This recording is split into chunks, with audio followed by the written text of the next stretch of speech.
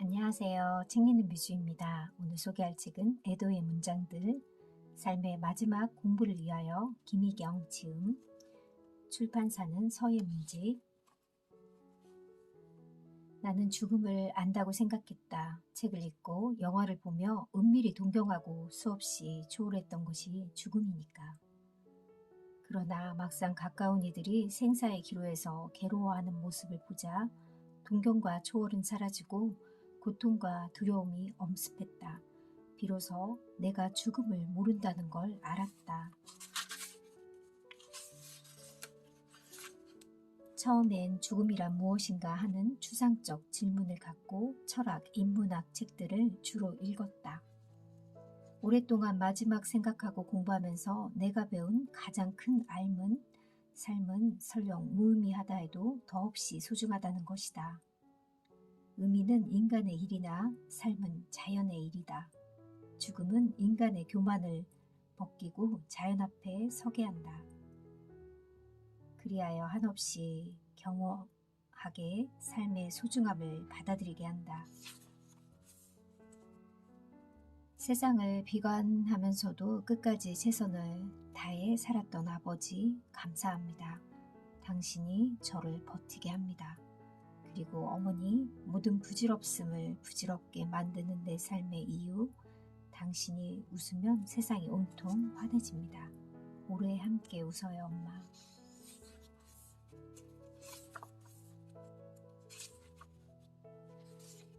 죽음에 대해서 죽은 사람은 말하지 못하고 죽어가는 사람은 설명할 수 없다. 무엇보다 산자들은 죽음에 대해 아무것도 두려워하지 않는다. 그것이 겪는 사람 모두에게 얼마나 부당하고 참을 수 없는 것인지 알려하지 않는다. 우리 산자들은 모른다.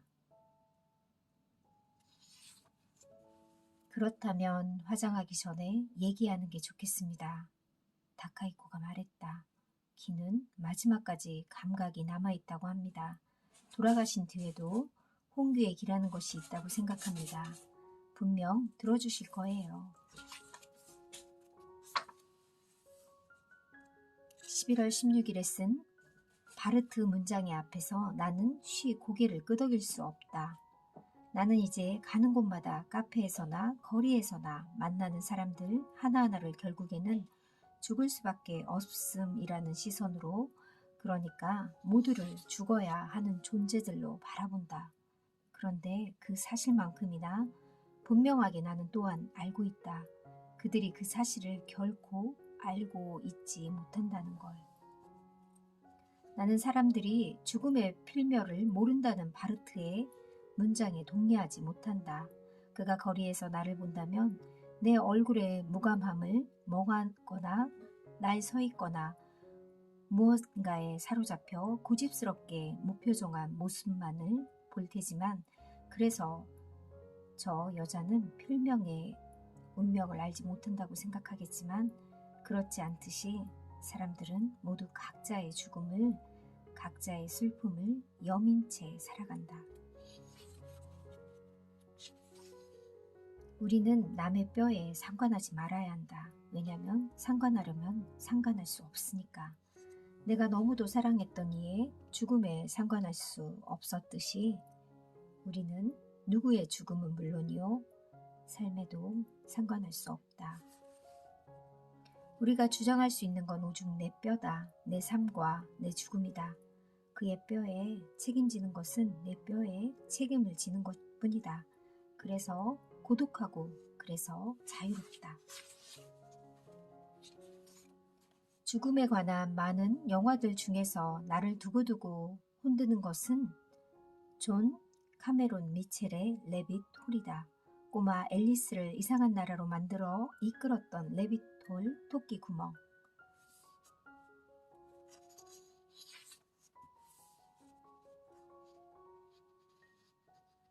별리의 슬픔은 사라지지 않는다. 다만 사람의 가슴 속에서 구르며 그저 숨 쉴 구멍을 내고 길들여질 뿐, 그리하여 모든 사람은 죽어 자신의 사리를 남긴다. 깊은 슬픔의 사리, 작고 해진 돌멩이, 단단한 슬픔의 뼈를. 배우다 마지막에 관하여 죽음은 알 수 없다고 한 공자처럼 장자 역시 죽음을 인식하는 데는 한계가 있다고 보았다. 이 점에서 서구의 현대의 사상가들도 다르지 않다. 삶을 희구하는 에로스만큼 죽음을 향한 타나토스를 강조했던 지그문트 프로이트는 우리의 자신의 죽음을 아는 것은 실로 불가능하다고 말한 바 있다. 그에 따르면 우리의 무의식은 우리가 죽는다는 걸 믿지 않고 그래서 자신이 불면인 양 행동한다. 사람은 구경꾼의 입장에서 자신의 죽음을 생각하고 그려볼 수 있지만 정말로 그것을 실감하고 인식할 수 없다는 것이다. 아무리 상상력이 풍부해도 자신이 언제 어떻게 죽을지, 죽는 순간 무엇을 느끼고 어떤 생각을 할지 알지 못한다. 그러니 아무리 공부해도 죽음은 알 수 없는 것이다. 그런데 왜 죽음을 생각하고 공부하느냐고? 흔히 머리로는 알아도 몸으로 깨달아 알지 못하면 그건 참된 지식이 아니라고들 한다. 맞는 말씀이다. 책으로 배운 지식, 삶이 되지 못한 추상적인 지식엔 한계가 있는 게 사실이다. 죽음과는 거리가 멀어 보이는 젊은이부터 늙고 병든 사람들, 말기 환자들, 사별의 슬픔에 잠긴 이들에게 가차없이 이 주제를 들이밀었다. 사람들은 당혹스러워하거나 회피했고 어떤 이들은 불만을 터뜨렸다.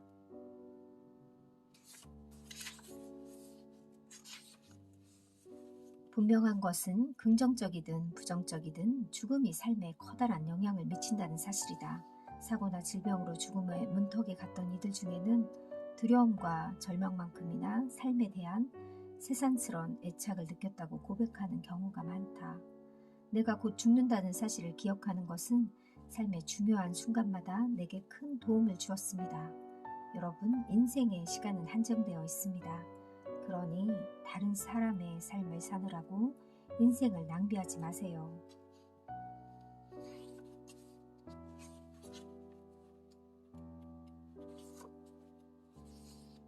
사람이 살고 죽는 것은 자연의 섭리이므로 언제 살든 죽음은 누구나 똑같이 겪는다고 생각하기 쉽다. 하지만 사는 자리가 다르면 삶이 달라지듯이 죽음도 달라진다. 사람은 혼자 죽지만 그 죽음은 혼자만의 것이 아니다. 죽음의 사회성을 다룬 13가지의 죽음이라는 책을 쓴 법학자 이준일은 한 사회가 죽음을 어떻게 대하는지를 보면 생명의 가치를 어떻게 여기는지 알 수 있다고 했다. 그 말처럼 죽음은 한 사회가 인간에 대해 어떤 태도를 취하며 공동체의 성원들은 어떻게 대하는지 보여주는 지표라고 할 수 있다. 이 두려움을 어찌할까? 75세가 되면 이따금 죽음에 대해 생각해 보지 않을 수 없네. 하지만 죽음을 생각하면 더없이 편안해진다네. 왜냐하면 우리의 정신은 결코 파괴되지 않는 존재이며 영원에서 영원으로 끊임없는 이어지는 활동이라고 굳게 확신하기 때문이지. 1824년 괴테는 말년의 제자 에커만에게 이렇게 말했다.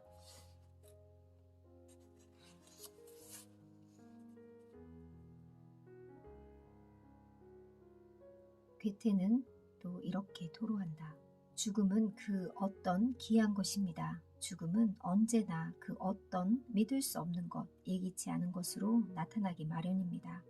우리에게 잘 알려진 실존으로부터 우리가 전혀 아무것도 알 수 없는 어떤 실존으로 전환한다는 것은 폭력적인 것이며 남아있는 이들에게 아주 심오한 전율을 안겨줍니다.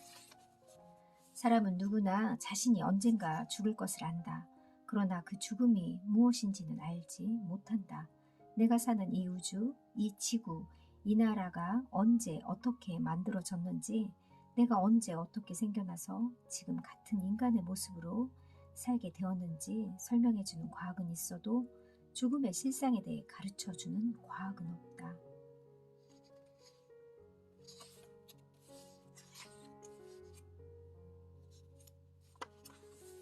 사람은 죽음을 끝이라고 생각하고 고심하지만 죽음은 삶의 연속일 뿐이다.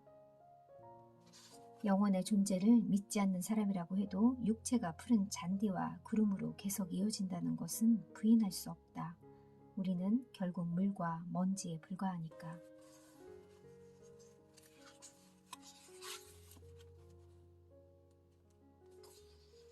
삶이 저마다 다르듯 죽음도 사람마다 다르다. 갑작스런 사고로 창졸간의 죽음을 당하는 이도 있고 몇 달, 몇 년씩 병을 앓다가 마지막을 맞는 이도 있으며 노쇠하여 서서히 죽음에 이르는 경우도 있다.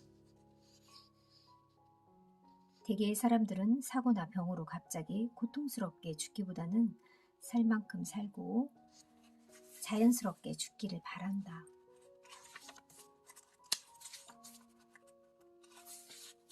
흔히들 암 같은 큰 병에 걸리면 내가 무슨 죄를 지어서 이런 몰수병에 걸렸는지 모르겠다고 탄식한다. 환자만이 아니라 주변 사람들도 그렇다. 못된 사람이 병에 걸리면 벌을 받았다고 하고 착한 사람이 아프면 너무 참고 살아서 병이 났다고 한다. 질병을 어떤 성격적인 문제나 잘못된 행동에 대한 징벌로 생각하는 것이다. 잘잘못을 따지고 원망하는 것은 잠깐의 속풀이는 될지언정 죽어가는 이나 지켜보는 이 모두를 외롭게 하고 상처만 준다. 언젠가 떠나야 할 때 우리 모두가 바라는 것 역시 그런 도움일 테니까.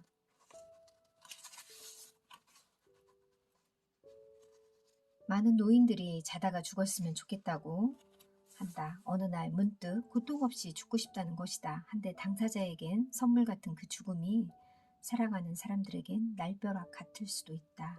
어떤 조짐도 준비도 없이 사랑하는 이를 잃는 것처럼 괴로운 일이 있을까? 현대인들은 뉴스로, 영화로, 책으로 매일 죽음을 접하지만 실제로 죽음을 경험하는 일은 드물다.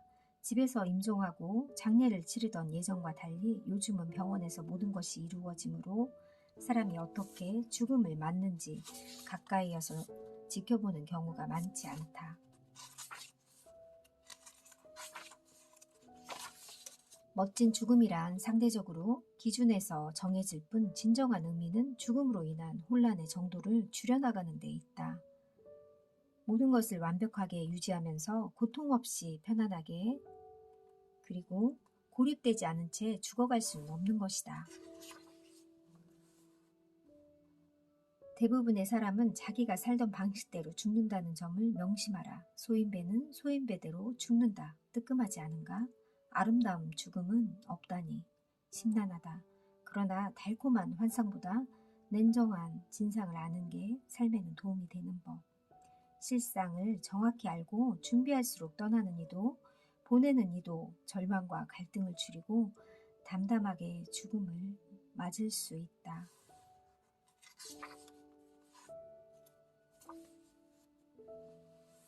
한마디로 남이 시키는 대로 살고 그렇게 죽기는 바라는 사람은 없다.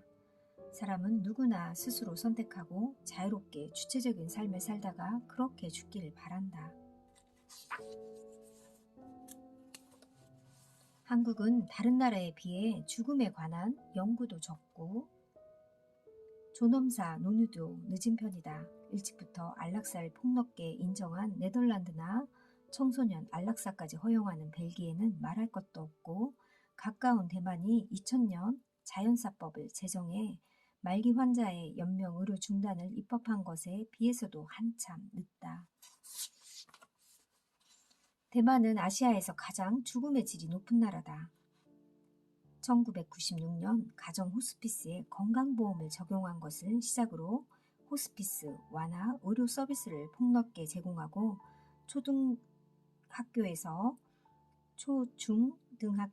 죽음 교육을 하는 등 죽음에 관한 다양한 홍보와 교육을 실시한 덕분이다.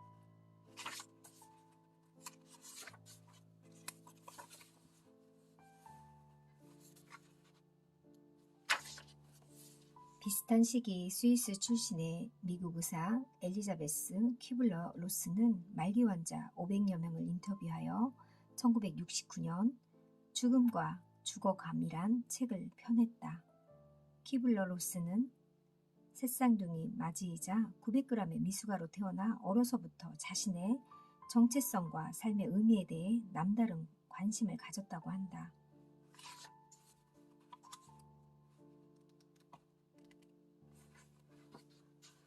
건강할 때는 몸을 가볍게 여긴다.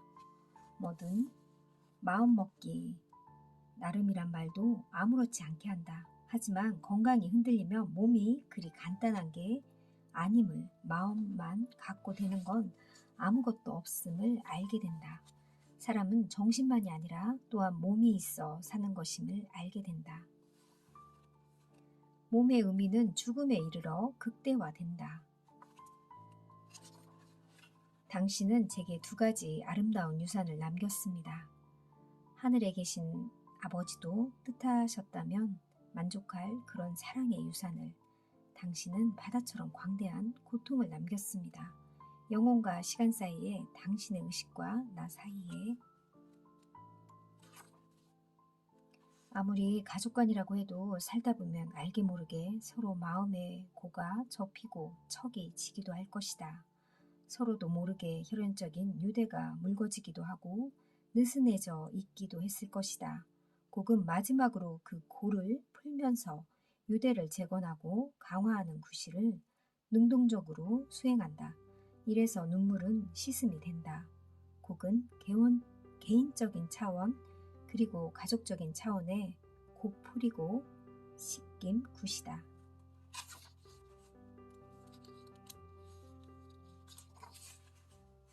죽음을 생각하는 것은 인생에서 가장 중요한 것이 무엇인가를 성찰하는 것이고, 어떻게 죽을 것을 생각하는 것은 어떻게 살아야 할지 고민하는 것이다.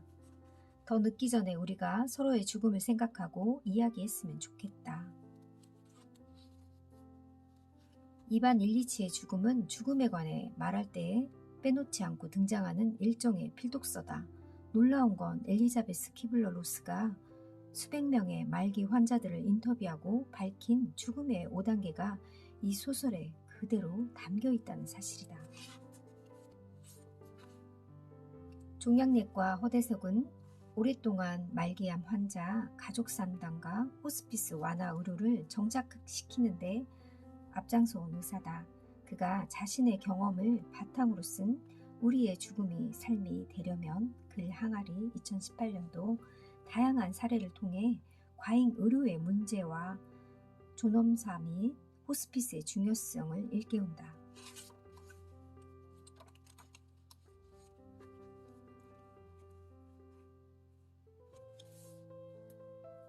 이 책 속에는 죽음에 관한 도서 목록도 많이 나와 있고요. 그런 책들을 많이 참고해서 이 저자가 글을 쓰셨고 자기의 생각을 얘기한 책입니다. 죽음을 늘 생각하면서 삶을 살면 좀 더 자신을 성찰할 수 있고 깊은 사고를 할 수 있을 것 같다는 생각이 듭니다. 늘 죽음을 생각하며 하루하루 열심히 살아야겠다는 생각이 저는 들었습니다. 감사합니다.